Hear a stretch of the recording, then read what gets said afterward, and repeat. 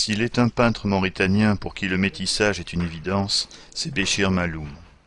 De père mauritanien et de mère libérienne, il porte en lui ce double héritage de la culture maure et des traditions d'Afrique noire. Parti du Libéria en guerre, où il est né, en 1982, il s'installe en Guinée, puis en Mauritanie, où il vit désormais. C'est auprès d'un vieux peintre guinéen qu'à l'âge de 9 ans, il découvre la peinture et commence à dessiner. Puis, encouragé par sa mère, il fait à Nouakchott une rencontre déterminante, celle de Nicole Vignotte, une artiste française. Celle-ci met en lumière le talent précoce du garçon et lui apprend à l'exprimer.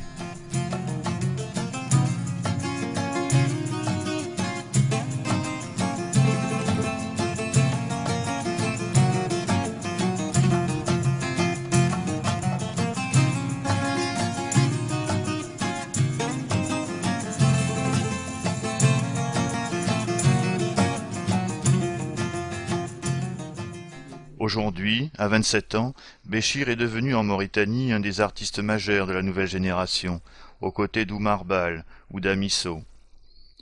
Son univers est à mi-chemin entre l'abstrait et le figuratif.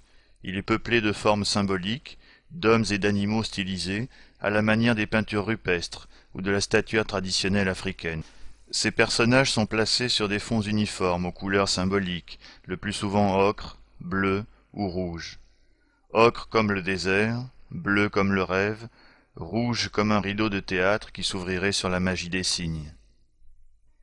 Les tableaux de Béchir sont aussi parcourus par des écritures mystérieuses, inspirées des symboles touaregs et de l'alphabet tifinagh qu'on voit dans le désert mauritanien.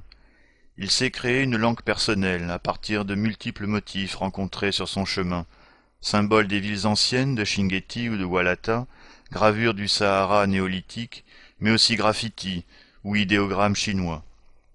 Je suis un artiste à la recherche de formes, nouvelles formes d'expression. Je sais pas, aucune idée, parce que vu que j'étais dans la peinture, figuration, je commençais dans la figuration. Et à mon arrivée dans la Mauritanie, côté partenaire, les parents disaient, certains disaient c'est pas bien de représenter des gens trop vivres ou des trucs comme ça, quoi, tu vois. Il fallait que je me lance dans l'abstrait, trouver un moyen d'exprimer mon travail en utilisant des formes qui ne vont pas choquer. Mais aujourd'hui, je me rends compte que c'était des paroles, disons. Je ne sais pas si c'est vrai ou pas vrai, parce que je vois beaucoup des artistes qui sont toujours dans la figuration. Donc je me suis lancé dans la peinture abstraite pour chercher un moyen d'exprimer mon travail qui ne va pas choquer. Par de lumineuses portes et fenêtres ouvertes sur l'espoir d'échapper à l'opacité du monde, le jeune peintre cosmopolite compose en d'infinies variations une symphonie des origines.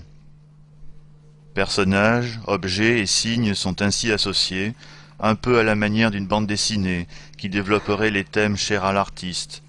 Le goût des départs et de l'aventure, la réflexion sur les rapports de pouvoir, mais par-dessus tout, une revendication de liberté. Depuis l'an 2000, il partage régulièrement ses valeurs avec le public, en Mauritanie et à l'étranger. En mai 2008, pour montrer la convergence des idées dans la nouvelle génération, il a monté avec son confrère, le Peul Oumar Bal, une exposition commune au Centre culturel français de Nouakchott. L'esthétique de Béchir Maloum, qui emprunte aux anciennes traditions africaines comme à l'abstraction moderne, met son œuvre en continuité avec ce qu'on appelle en Occident les arts premiers.